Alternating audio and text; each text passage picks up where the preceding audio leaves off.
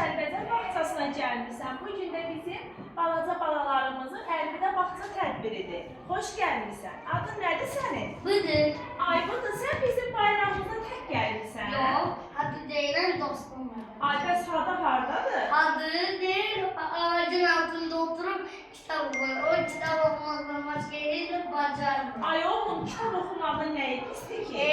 Ay müəllimə, evdə deyil, anam kitab oxur. Bayrama gəlmişəm, sən deyirsən, siz deyirsiniz, burada kitab oxuyur. Kitab oxu. Nədən olan kitab oxu, kitab oxu.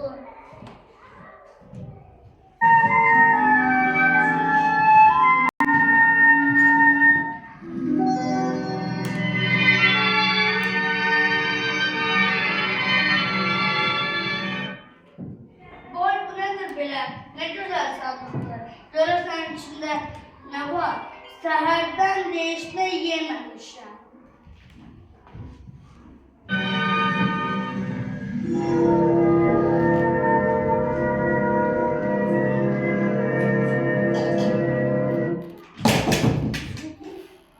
Boy, nədir belə? Kitablar yemişdi. Qoy görüm burada nə yazılır.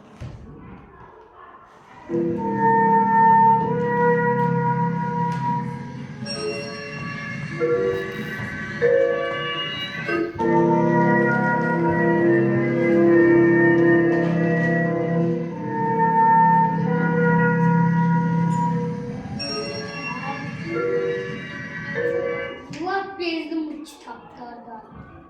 At.